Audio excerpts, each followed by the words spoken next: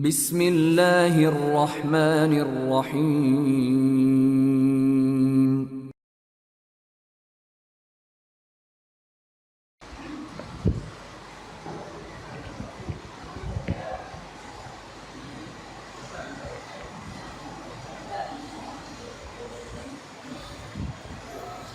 Bismillahirrahmanirrahim. Assalamualaikum warahmatullahi wabarakatuh.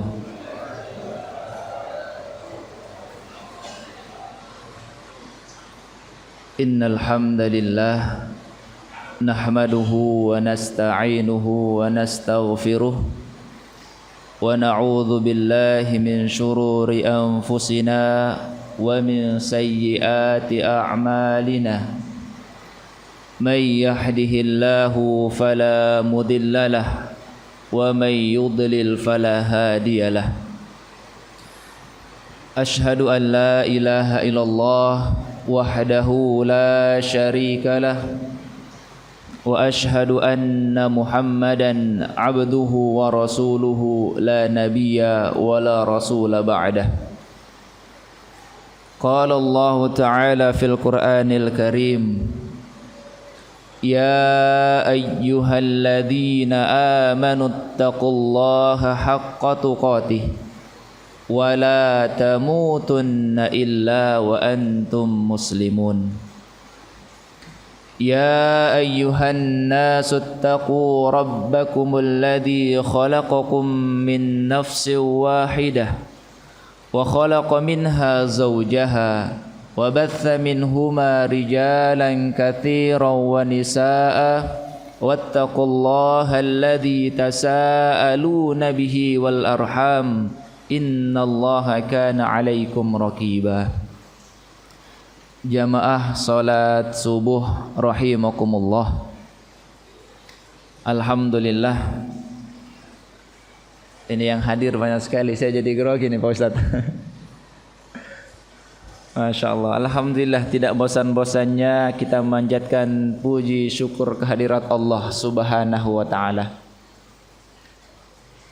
Berkat karunia-Nya atas limpahan rahmat-Nya kepada kita semua, atas nikmat yang telah dicurahkan kepada kita semua. Dengan nikmat itu kita bisa melangkahkan kaki kita menuju masjid ini untuk sama-sama melaksanakan sholat subuh secara berjamaah. Mudah-mudahan rangkaian ibadah yang telah kita lakukan bernilai dan diterima oleh Allah Subhanahu wa Ta'ala. Amin ya rabbal alamin. Terlebih sekarang kita sedang diguyur hujan, Pak. Di pagi hari Rasulullah sallallahu alaihi wasallam pernah berdoa, Allahumma barik li ummati fi bukuriha. Ya Allah, berkahi umatku di pagi harinya. Salah satu doa yang diajarkan oleh Rasulullah sallallahu alaihi wasallam ketika turun hujan, insyaallah hafal ya Bapak Ibu. Allahumma shayyiban nafi'an. Ya Allah, jadikanlah hujan yang turun ini membawa rahmat, menjadi keberkahan bagi kita. Tadi malam jam 2 saya bangun suara hujan dan deres. Ya Allah, besok pagi bisa atau tidak ya? Apa harus pakai jas hujan kesininya? Alhamdulillah ternyata reda. Dan tadi ketika nyampe di sini gangnya kok kecil. Ini bener nggak masjidnya di dalam? Sempat lewat, balik lagi masuk. Ternyata alhamdulillah benar. Alhamdulillah kita semua mudah-mudahan selalu dalam lindungan Allah Subhanahu wa Ta'ala. Mudah-mudahan kita semua diberikan keistiqomahan untuk terus sama-sama belajar agama Allah Subhanahu wa Ta'ala. Salawat serta salam semoga selalu terlimpah curah kepada Nabi kita Muhammad sallallahu alaihi wasallam, seorang manusia mulia yang diutus oleh Allah Subhanahu wa Ta'ala untuk menyempurnakan akhlak manusia. Innama bu'ithtu liutammima makarimal akhlaq. Kata Rasulullah, sesungguhnya aku diutus untuk menyempurnakan akhlak manusia. Dan tidak lupa juga salawat kepada keluarga, sahabat dan juga umatnya yang senantiasa istiqamah menjalankan sunnah-sunnahnya. Dan mudah-mudahan kita yang hadir di masjid ini termasuk umat Nabi Muhammad sallallahu alaihi wasallam, dan kita bermohon mudah-mudahan kita merupakan bagian daripada penghuni surganya Allah Subhanahu wa taala. Amin rabbal alamin. Bapak Ibu jamaah salat subuh rahimakumullah. Tema pada pagi hari ini yang diberikan oleh DKM Pak Ustadz Abdurrahman ya namanya ya. Mana beliau? Pak Ustadz Abdurrahman. Masya Allah rambutnya panjang sekali. Jadi tema hari ini rahasia Isra dan Mi'raj. Tentunya sebelum kita lebih jauh membahas tentang Isra dan Mi'raj, ada sebagian pendapat mengatakan bahwasanya Isra Mi'raj itu terjadi di bulan apa Pak? Bulan Rajab. Bulan Rajab itu termasuk bulan apa? Bulan haram. Nah, ini kayaknya temanya diganti nih. Satu tahun ada berapa bulan Bapak Ibu? Ada 12. Itu bulan Masehi atau Hijriah? Mulai ragu. Masehi atau Hijriah? Hijriah. Saya boleh tanya Bapak Ibu ya? Baik. Bulan Hijriah ada 12 bulan. Yang pertama bulan apa Pak? Januari katanya Pak. Betul, itu bulan Masehi, Januari sampai dengan Desember ada 12 bulan. Kalau bulan Hijriah juga ada 12 bulan. Yang pertama apa itu? Muharram. Yang kedua Safar. Yang ketiga Rabiul Awal. Yang keempat Rabiul Akhir. Yang kelima Jumadil Awal. Yang keenam Jumadil Akhir. Yang ketujuh Rajab. Yang kedelapan Sya'ban. 9 Ramadan. 10 Syawal. 11 Zulqa'dah atau Zulqa'idah. Yang ke-12 ada namanya Zulhijjah. Inilah jumlah bilangan bulan yang ada di ajaran Islam atau di bulan tahun Hijriyah. Dari mana kita mengetahuinya? Dari Al-Quran. Surat At-Taubah. Allah Subhanahu wa taala menjelaskan kepada kita, inna iddatash syuhuri 'indallahi 12 syahran. Sesungguhnya jumlah bilangan bulan dalam satu tahun ada 12 bulan kata Allah Subhanahu wa taala. Ini harus kita hafal Bapak Ibu. Hafal belum? Wah, kalau belum apa temanya hari ini kita ngafal bulan Hijriah. Ada 12 bulan. Jadi di antara 12 bulan ini kata Rasulullah sallallahu alaihi wasallam ada 4 bulan haram. Lanjutan ayat tadi ada 4 bulan haram. Dalam hadis Rasulullah SAW dikatakan 3 bulan berturut-turut.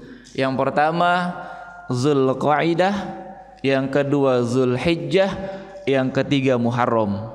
Dan adapun yang keempat bulan haram itu apa? Yaitu bulan Rajab.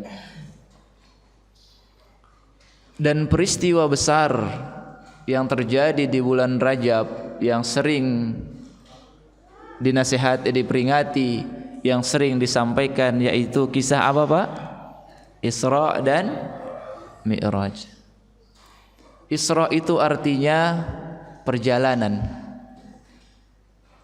Isra artinya perjalanan. Perjalanan Rasulullah sallallahu alaihi wasallam dari mana Bu? Dari Masjidil Haram ke Masjidil Aqsa. Masjidil Haram di mana Bapak Ibu? Di Mekah. Ada yang sudah pernah pergi ke Mekah? Masya Allah, sudah ada ya. Kita berdoa mudah-mudahan yang belum berangkat ke Masjidil Haram, mudah-mudahan diberikan kemampuan oleh Allah Subhanahu wa taala untuk beribadah ke sana. Karena apa? Itu tempat istimewa Bapak Ibu. Sekali kita ke sana, rasa pingin balik lagi ke sana itu sangat luar biasa. Itulah yang dikatakan Al-Makkah Al-Mukarramah.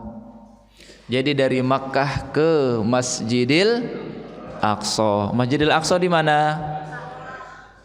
Di mana? Kaliabang? Bukan. Di mana? Di Palestina.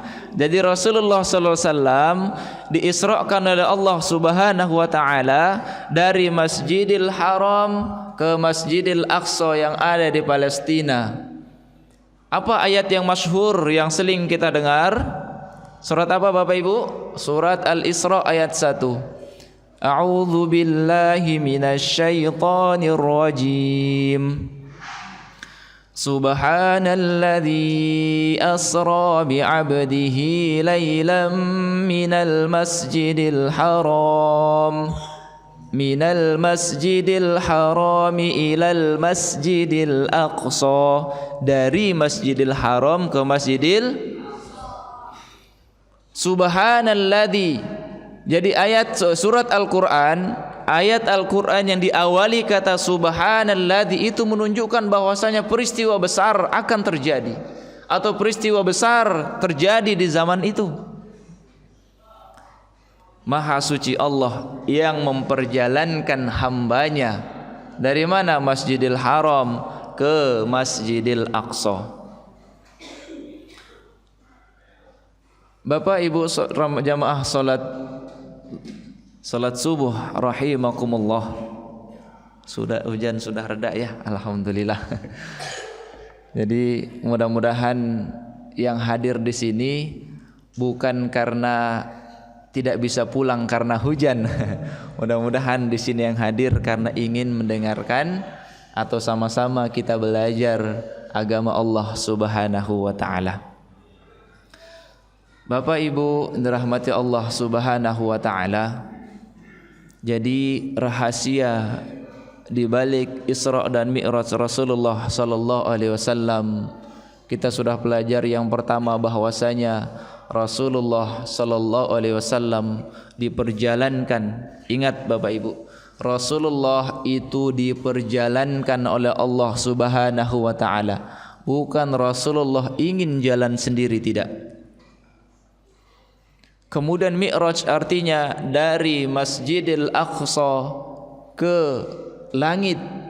Rasulullah SAW dalam sebuah riwayat dikatakan bahwasanya ketika Rasulullah SAW dijemput oleh malaikat Jibril menggunakan kendaraan apa Pak? Oh, sudah hafal semua kayaknya ini. Apa kita sudahi Pak pengajian pada pagi hari ini? Menggunakan kendaraan yang dinamakan buraq, yaitu kuda, sejenis kuda ya, tapi lebih kecil dari kuda, tapi punya sayap. Pernah ngelihat Pak? Oh, pernah. Itu di TV Pak ya. Di TV. Atau kalau ada di jalan itu di patung itu ada, yaitu patung kuda, mungkin punya sayap. Nah, jadi Rasulullah SAW sebelum kita membahas tentang Isra, apa yang terjadi kepada Nabi kita yang mulia Nabi Muhammad sallallahu alaihi wasallam. Ketika Rasulullah SAW berdakwah di Makkah, selalu disakiti oleh orang-orang kafir Quraisy yang ada di Makkah. Selalu disakiti, diintimidasi, disiksa. Ya, baik dari ucapan ataupun dari perbuatan. Maka salah satu orang yang selalu menjadi tameng Rasulullah SAW, siapa dia? Pamannya yang bernama Abu Thalib. Ya, yang bernama Abu Thalib. Inilah yang menjadi tameng Rasulullah SAW ketika berdakwah di Makkah. Siapapun yang ingin menyakiti Rasulullah SAW, maka yang pertama harus berhadapan dengan Abu Thalib. ingin mencelakai Rasulullah harus berhadapan dengan Abu Thalib. Tameng utama yang membela Rasulullah SAW adalah Abu Thalib. Yang kedua yang menjadi tamengnya atau menjadi penyejuk pandangannya, penyejuk hatinya, istrinya yang bernama siapa ibu? Sayyidah Khadijah, satu-satunya istri Rasulullah yang tidak pernah dimadu sampai meninggal, yaitu Sayyidah Khadijah. Ketika dalam berdakwah selalu disakiti, dihalang-halangi oleh orang kafir Quraisy, ketika pulang ke rumahnya orang yang menenteramkan jiwanya, menenteramkan hatinya, yaitu istrinya. Makanya kata para sahabat, salah satu tanda kalau istri itu solihah, Pak nih Pak ya, salah satu tanda kalau istri itu solihah ketika dilihat, ketika dipandang menyejukkan pandangan. Habis ini bapak pulang, ketok pintu, assalamualaikum, buka pintu. Lihat muka istrinya, apakah menyejukkan pandangan atau menambah masalah. Jadi salah satu cirinya yaitu apa? Ketika dipandang menyejukkan pandangan. Jamaah salat subuh rahimakumullah. Jadi ketika meninggalnya pamannya yang bernama Abu Thalib, meninggal juga istrinya yang bernama Khadijah di tahun yang sama, maka disitulah sebagai manusia Rasulullah SAW juga merasakan kesedihan. Bapak-bapak kalau ditinggal istrinya sedih nggak Pak? Apa senang? Wah senang, bisa nikah lagi. Waduh bahaya. Ibu-ibu kalau ditinggal sama suaminya sedih nggak Bu? Oh sedih. Kenapa? Oh nggak ninggali warisan. Jadi Rasulullah sebagai manusia ketika meninggal pamannya yang menjadi tamengnya, meninggal istrinya yang menjadi penyejuk pandangannya meninggal, maka di situ Rasulullah SAW juga bersedih. Ketika itu Rasulullah SAW memutuskan di Makkah sudah tidak ada tameng, di Makkah selalu disakiti ketika menyebarkan ajaran Islam. Ketika itu Rasulullah SAW memutuskan untuk berdakwah sementara keluar dari kampungnya, pindah ke negeri mana Pak? Yang bernama Taif. Bernama Taif bersama anak angkatnya. Tentunya dengan harapan yang luar biasa. Oh di Mekah kita ini tidak bisa berdakwah. Sekarang kita pindah ke Taif, mudah-mudahan di sana dakwah kita diterima oleh penduduk Taif. Tapi apa yang terjadi? Bukannya disambut, bukannya diterima dengan baik, malah Rasulullah sallallahu alaihi wasallam dilempari dengan batu sama penduduk Taif. Sampai kakinya Rasulullah sallallahu alaihi wasallam berdarah. Sampai kepala bagian belakang anak angkatnya Rasulullah SAW yang menjadi tameng menghalangi supaya batu itu tidak mengenai Rasulullah itu berdarah kepala bagian belakangnya. Kalau itu menimpa kita Bapak Ibu, sanggup nggak kita kira-kira? Kita ingin menyebarkan ajaran Islam, dihalang-halangi, pindah ke suatu negeri yang kita anggap oh mudah-mudahan kita diterima di sana, malah juga ditolak. Apa yang kita terjadi? Ya sudahlah, mungkin segini aja, saya nyerah aja mungkin. Mungkin itu jawaban yang terjadi dengan kita. Tapi Rasulullah sallallahu alaihi wasallam tidak mengatakan hal demikian.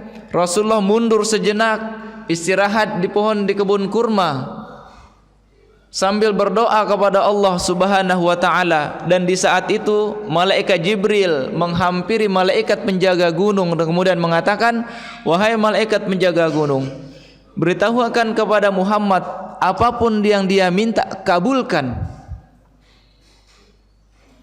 Apa yang terjadi?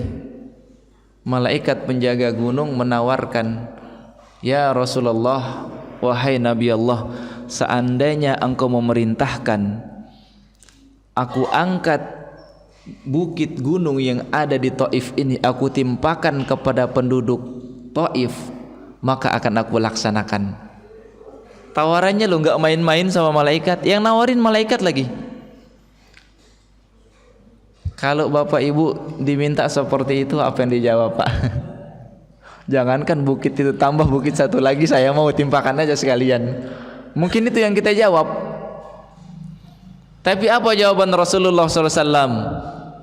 La, jangan lakukan itu wahai malaikat. Innahum qaumun la ya'lamun. Sesungguhnya mereka itu adalah kaum-kaum yang tidak mengetahui apa manfaat dari ajaran yang akan aku sampaikan. Jadi Rasulullah ditawarkan pak, gunung itu mau diangkat sama malaikat, tapi Rasulullah mengatakan tidak. Ini akhlaknya Rasulullah SAW. Bahkan Rasulullah mengatakan mereka itu belum tahu. Saya berharap mudah-mudahan dari keturunan mereka, anak cucu mereka, ada yang memperjuangkan ajaran ini. Wah, kalau kita ditawari seperti ini, wah enak sekali wah ya. Enak sekali. Jangankan gunung, air laut aja naikin aja sekalian, habisin itu semua. Mungkin itu jawaban kita. Makanya dari peristiwa ini kita bisa mengambil pelajaran rahasia ketika Rasulullah SAW Isra Mi'raj, tahun ketika meninggalnya pamannya, meninggalnya istrinya, ditolak dakwahnya di Taif, maka ulama sepakat menamakan tahun itu adalah Amul Khuzni, tahun kesedihan. Ketika itu Allah Subhanahu wa taala memberikan undangan spesial kepada nabi kita. Untuk apa? Isra dan Mi'raj. Isra dan Mi'raj. Jadi poin penting yang bisa kita ambil, yang pertama, setiap kali apapun yang kebaikan yang kita lakukan, dakwah yang kita lakukan pasti akan diuji oleh Allah Subhanahu wa taala. Rasulullah berdakwah diuji oleh Allah Subhanahu wa taala. Ketika kita berdakwah, membuat program misalnya di masjid, ada yang tidak suka, itu merupakan ujian dari Allah Subhanahu wa taala. Apakah baru sekali ditolak kita akan menyerah? Ataukah dengan itu kita akan melanjutkan dakwah kita? Ini yang diajarkan oleh Rasulullah sallallahu alaihi wasallam. Apakah ketika dilempari dengan batu lantas Rasulullah menyerah untuk berdakwah? Malah tidak kan? Rasulullah melanjutkan dakwahnya. Kemudian pelajaran yang kedua yang bisa kita ambil ketika kita berdakwah, apa itu? Kita tidak bisa menyandarkan segala sesuatu kepada manusia seutuhnya. Ketika Rasulullah SAW menyandarkan perlindungan kepada pamannya, menyandarkan perlindungan kepada istrinya, maka perlindungan itu diambil oleh Allah Subhanahu wa taala. Itu artinya Allah menginginkan, wahai Muhammad, sudah sepatutnya sebagai hamba hanya bersandar kepada Allah Subhanahu wa taala. Begitu juga dengan kita, Pak. Jangan kita bersandar kepada saudara kita. Segala sesuatu kita serahkan kepada saudara kita. Kita hanya bersandar kepada Allah Subhanahu wa taala. Jadi pelajaran yang bisa kita ambil sebelum Rasulullah sallallahu alaihi wasallam Isra dan Mi'raj, yaitu setiap kebaikan yang kita lakukan pasti ada yang tidak suka. Ya. Jadi jangan kita menyampaikan diri kita kepada orang lain. Jangan kita pamerkan diri kita kepada orang lain. Mawar tidak pernah menjelaskan kalau dirinya itu indah. Tidak. Biarkan orang lain yang menilai kita dengan kebaikan-kebaikan kita. Jangan sampai orang menilai kita karena keburukan kita. Dan itu semua akan diuji oleh Allah Subhanahu wa taala seberapa kuat iman kita kepadanya. Ketika Rasulullah, masuklah kita kepada materi Isra dan Mi'raj. Ketika Rasulullah SAW diperjalankan dari Masjidil Haram ke Masjidil Aqsa, dijemput oleh malaikat yang bernama malaikat Jibril. mengendarai kendaraan bernama buruk yang kecepatannya begitu matanya melihat ke sana, langkah kakinya sudah di sana. Kakinya sudah di sana napak. Sekarang kendaraan apa yang bisa kayak gitu, Pak? Ada, Pak. Superjet nggak bisa. Mata melihat ke sana, posisi sudah di sana. Dan itu kata Allah itu malam hari. Subhanalladzi asra bi 'abdihi lailan. Lailan itu malam hari artinya. Makanya sunnahnya kalau mau bepergian Bapak Ibu, kalau mau bepergian yang jauh itu malam hari, karena malam hari itu dipersempit sama Allah Subhanahu wa taala. Dipersempit itu. Jadi jarak tempuhnya itu makin singkat. Malam hari, Pak, kalau siang itu panjang.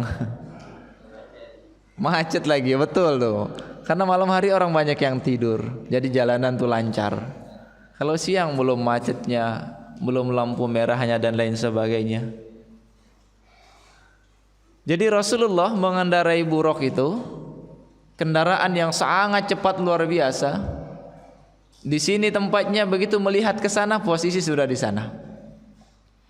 Ketika sampai di Masjid Nabawi lagi, Masjidil Aqsa, di situ Rasulullah dalam sebuah riwayat dikatakan mengimami para nabi. Mengimami para nabi sebelum Rasulullah dimi'rajkan oleh Allah Subhanahu wa taala. Tibalah sampainya Rasulullah mi'raj, naik ke langit. Langit pertama bertemu dengan Nabi Adam, langit kedua, ketiga, empat, sampai dengan ketujuh bertemu dengan Nabi yang bernama Nabi Ibrahim alaihi salam. Kemudian bertemu dengan Allah Subhanahu wa taala. Oleh-oleh apa yang dibawa oleh Rasulullah? Oleh-oleh apa, Pak? Perintah salat. Ada berapa waktu yang dikasih oleh Allah pertama kali? 50. Wow, sudah hafal semua. Masya Allah. 50 waktu, nggak main-main Bapak Ibu. 50 waktu. Sanggup nggak kita untuk melaksanakannya? Oh, kencang kali jawabannya, tidak. Betul, jangankan 50, yang 5 waktu saja masih sering bolong-bolong. Kalau 50 waktu itu bisa jadi 15 menit azan, 15 menit azan. Nggak ada kesempatan buat kerja, Bu. Ketika turun ketemu dengan Nabi Ibrahim, tidak ada komentar. Ketemu dengan Nabi Musa, baru di situ komentar terjadi. Kata Nabi Musa, berapa yang diperintahkan oleh Allah? 50 waktu, kata Nabi Muhammad. Minta keringanan, naik lagi, turun 45. Masih banyak, naik lagi, turun lagi, sampai tersisa 5. Subuh, zuhur, asar, maghrib, isya. Inilah 5 waktu yang diberikan oleh Allah Subhanahu wa taala kepada umatnya Nabi Muhammad sallallahu alaihi wasallam.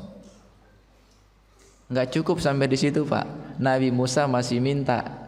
Nabi Muhammad, umatmu enggak akan sanggup, minta lagi. Apa kata Nabi Muhammad? Saya sudah malu dengan Tuhan saya. Dari 50 sampai ke 5. Pintar sekali tawar-menawarnya ya. Jago sekali tawar-menawarnya. Akhirnya turunlah firman dari langit mengatakan, wahai Muhammad, umatmu sholat 5 waktu tapi pahalanya sama dengan 50 waktu. Kenapa?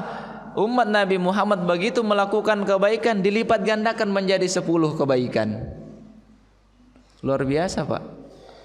Langkah kaki dari rumah, dalam sebuah hadis dikatakan mengangkat derajat, langkah kaki kanan mengangkat derajat, langkah kaki kiri menghapus dosa. Berapa langkah, Bu, dari rumah? Dihitung nggak ke sini? Nggak kehitung. Berapa derajat tuh naik di sisi Allah? Tapi syaratnya harus ikhlas. Ikhlas nggak, Bu, ke sini sholat subuh? Insya Allah harus ikhlas. Kenapa? Kalau kita buka kembali hadis Rasulullah atau perkataan para ulama, kata Syekh Mustafa Galayaini, kalau kita beribadah tapi tidak ikhlas sama seperti badan kita nggak ada ruhnya. Berarti nggak hidup, udah mati. Ibadah kita tidak ikhlas, tidak ada artinya berarti. Makanya sholat ini merupakan hadiah dari Allah Subhanahu wa taala. oleh-oleh yang dibawa oleh Rasulullah sallallahu alaihi wasallam. Dan ini menjadi kewajiban kita yang sering mungkin kita tinggalkan atau mungkin sering kita lalaikan. Ya, solat yang kita lakukan akan ditimbang amalnya, akan ditimbang oleh Allah Subhanahu wa taala. Solat yang kita lakukan akan menjadi penyelamat ketika kita ditanya oleh Allah Subhanahu wa taala. Apa yang pertama kali ditimbang, Bu, ketika kita sudah meninggal? Tentang solat yang pertama kali ditanya. Apabila solatnya baik, insya Allah yang lain akan baik. Kalau solatnya buruk, ini solatnya buruk, maka mungkin yang lain akan buruk. Jadi spirit Isra Mi'raj yang kita peringati, yang semua ulama sepakat bahwasanya Isra Mi'raj itu terjadi, benar-benar terjadi, harus kita tanamkan dalam diri kita bahwasanya spirit Isra Mi'raj harus benar-benar ada dalam diri kita. Udah setengah jam nih, gak terasa nih Bapak Ibu. Sudah cukup atau lanjut nih Pak? Oh lanjut, ya Allah. Baik. Jadi kita di sini enak Pak. Ada kipas angin, ada karpet, masjidnya besar, mimbarnya bagus. Tahun 2014 saya diberangkatkan dari tempat saya kuliah ke perbatasan Indonesia Malaysia di Kalimantan Barat. Hampir saya masuk ke Malaysia. Tugas dakwah 1 bulan di bulan Ramadan tahun 2014. Dan di sana mohon maaf masjidnya kecil Bapak Ibu. Itu di tengah hutan. Samping kanannya kebun sawit, samping kiri kebun sawit, belakang kebun karet, di depannya ada gunung tempat orang-orang itu cari batu akik.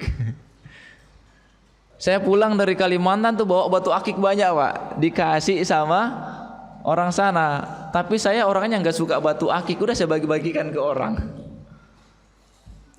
2014, saudara-saudara kita di sana banyak yang baru masuk Islam. Ketika kami nyampe di sana, kami tanya, Bu, kenapa tidak pernah datang ke masjid untuk sholat berjamaah? Apa jawabannya? Sambil nangis cerita, maaf Pak Ustadz, kami ini sebenarnya mu'alaf. Suami kami sudah Islam lama, tapi kami tidak pernah diajarkan untuk sholat. Kami nggak punya sajadah, kami nggak punya mukena, kami nggak punya iqra untuk dibaca. Bagaimana kami bisa sholat Pak Ustadz? Bagaimana kami bisa ke masjid? Itu yang terjadi Bapak Ibu. Masjidnya kecil, tidak ada karpet seperti ini. Mohon maaf, itu tidak ada pengurusnya. Di sana mohon maaf, babi itu keluar masuk di masjid Bu. Anjing itu keluar masuk di masjid. Orang main judi di dalam masjid Pak. Kenapa? Tidak ada pengurusnya. Kita di sini nikmat, tempat kita nyaman, saudara-saudara kita banyak. Di sana kalau sholat tarawih, ya Allah luar biasa, beberapa orang doang. Setiap kali sholat tarawih listrik itu pasti dipadamkan, entah apa sebabnya. Dan kami pasti memakai lilin untuk sholat tarawih, dan ditemani suara-suara jangkrik khas perkampungan. Luar biasa itu yang terjadi. Tapi semangat spiritnya untuk ibadah, semangatnya untuk belajar agama Allah, itu luar biasa. Masya Allah, terima kasih Pak. Spiritnya untuk terus beribadah kepada Allah Subhanahu wa ta'ala itu terus ada, luar biasa. Dari tempat saya tugas sampai ke pasar itu 20 kilo, dan itu tidak ada kendaraan. Itu kebun sawit, sepanjang mata memandang kebun sawit Pak. Bahkan Jumatan saja hanya 2 kali dalam sebulan sebelum kami datang. Pak, kenapa Jumatan cuma 2 kali? Apa jawabannya? Mohon maaf Pak Ustadz, di sini tidak ada yang bisa ceramah Tidak ada yang bisa mengimami untuk sholat berjamaah. Kita di sini imam kita suaranya bagus, masya Allah. Jumatan kita setiap Jumat. Bahkan ketika takbiran Idul Fitri banyak yang tidak bisa bapak-bapaknya. Itu yang terjadi, Pak.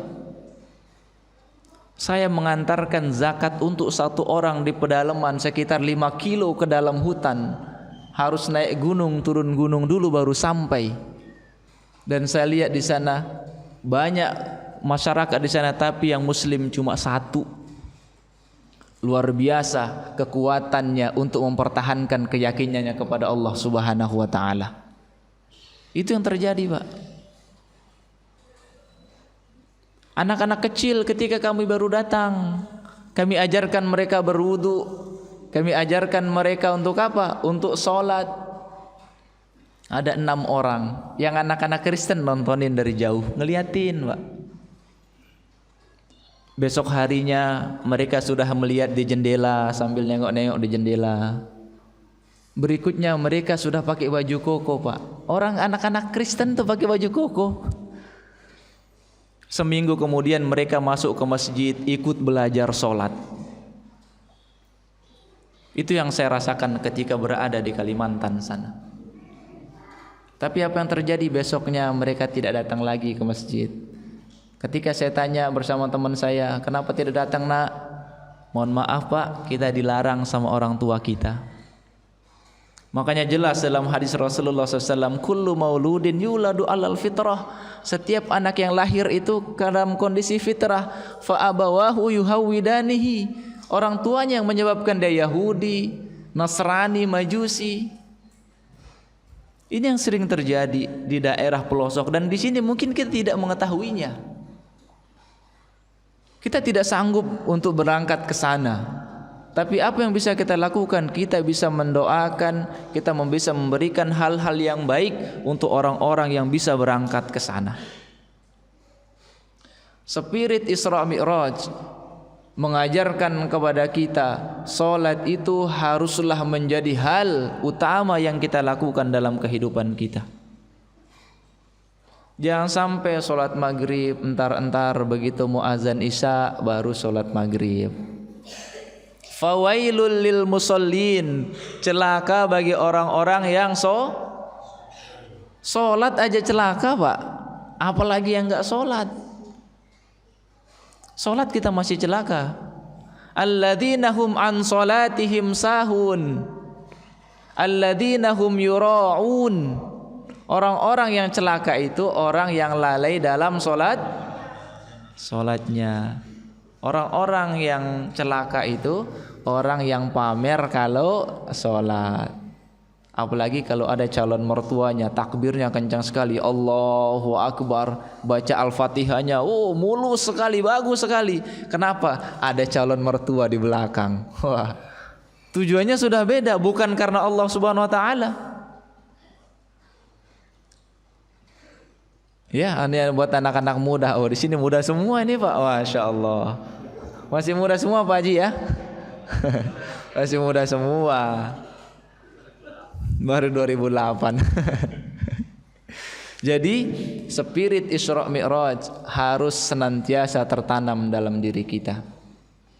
Dan ketika itu Rasulullah sudah balik lagi ke Mekah, diceritakan kepada orang-orang Mekah tentang Isra Mi'rajnya. Apa yang terjadi, Pak? Orang-orang kafir Quraisy mengatakan Muhammad sudah gila. Bagaimana mungkin dari Makkah ke Palestina? Yang kata Abu Jahal, kalau kita tempuh dengan kuda yang paling cepat, 1 kali perjalanan Masjidil Haram ke Palestina 100 kilo. Atau 1 bulan perjalanan. Bapak Ibu percaya nggak kalau 100 kilo dari Makkah ke dari Makkah ke Palestina itu 1 bulan perjalanan? Maaf, pakai kuda 1 bulan perjalanan. Percaya, Pak? Kalau nggak percaya coba sendiri ya. Itu yang terjadi. Kata orang-orang kafir Quraisy itu Rasulullah Muhammad ini sudah gila ini. Apalagi dari dunia ke langit itu nggak mungkin. Orang-orang Quraisy semakin tidak percaya dengan Nabi Muhammad. Bahkan orang yang sudah Islam, sudah beriman kepada Nabi Muhammad, ada yang murtad, tidak percaya. Apa mungkin ya bisa kayak gitu? Dari Masjidil Haram ke Palestina cuma 1 malam. Apa mungkin? Mungkin enggak? Kalau menurut kita, bersyukur kita ini yang hidup di zaman sekarang, tidak hidup di zaman Rasulullah SAW. Kenapa kita bilang bersyukur? Bisa saja kita menjadi golongan orang-orang seperti Abu Jahal yang tidak percaya terhadap apa? Kenabian Nabi Muhammad dan tidak percaya terhadap Isra dan Mi'raj Nabi Muhammad SAW. Luar biasa, banyak yang tidak percaya. Cuma 1 orang, Pak, yang percaya 1 orang saja waktu itu. Sisanya yang masih benar-benar belum ditanya sama Abu Jahal. Siapa dia? Abu Bakar As-Siddiq. Kata Abu Bakar, kata siapa? Abu Jahal, 1 orang ini kalau seandainya mengatakan Nabi Muhammad itu tidak benar atau salah, maka selesai ajaran Muhammad. Tapi apa yang dikatakan oleh Abu Bakar? Jangankan cuma seperti itu, lebih dari itu, kalau Muhammad yang berbicara, saya akan percaya. Bahkan dalam sebuah riwayat dikatakan sampai-sampai Abu Bakar mengatakan, seandainya di depan saya ada tembok warnanya putih, tapi melihat mata saya mengatakan putih, Rasulullah mengatakan salah Abu Bakar, itu warnanya hitam, maka saya akan mengatakan, hai mata, kamu salah, itu warnanya hitam. Kenapa? Saking percayanya kepada Rasulullah Sallallahu Alaihi Wasallam. Kita bisa kira kayak gitu nggak ya? Mungkin kita akan menjadi golongannya Abu Jahal, Abu Lahab, Abu yang lain, Abu Gosok, Abu apalah.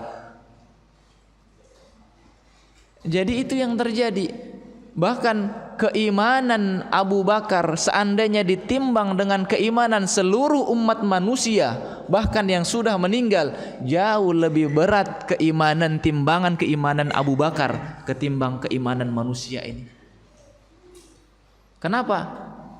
Satu-satunya orang yang dengan begitu masih menyelamatkan Rasulullah Sallallahu Alaihi Wasallam, yaitu Abu Bakar.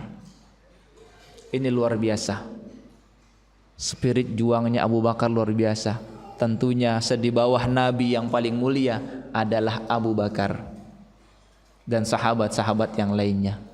Mudah-mudahan spirit tentang Isra Mi'raj ini selalu ada dalam diri kita.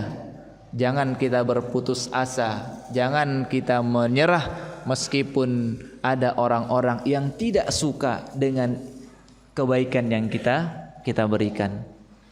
Sampai di sini cukup Pak ya? Sudah jam 6 ternyata, kurang 10 menit. Masya Allah, saya enggak merasa sudah jam 6 ini. Ya, Masya Allah, luar biasa. Masjid kita nyaman sekali, khusyuk sekali di sini kita sholatnya. Ibu-ibunya juga banyak. Di tengah kondisi hujan, kita masih bisa melangkahkan kaki kita, itu sebuah luar biasa. Di tengah orang ketika rintik-rintik hujan menarik selimut, kita memilih membuka selimut, merasakan dinginnya air subuh pagi hari. Untuk apa? Bangun menghadap Allah Subhanahu wa taala. Itu sangat berat sekali. Salah satu ciri orang munafik atau yang bisa membuat orang munafik itu ketika sholat isya dan sholat subuhnya merasa berat sekali. Itu ciri-ciri kemunafikan sudah ada dalam dirinya. Di sini kita insyaallah mudah-mudahan senantiasa dibimbing oleh Allah Subhanahu wa taala, kita menjadi manusia-manusia yang bisa dekat dengan Allah, yang bisa menjaga agama Allah Subhanahu wa taala. Kita akhiri Pak ya. Cukup kita doa kafaratul majlis. Subhanaka Allahumma wa bihamdika asyhadu an la ilaha illa anta astaghfiruka wa atubu ilaik. Wassalamualaikum warahmatullahi wabarakatuh.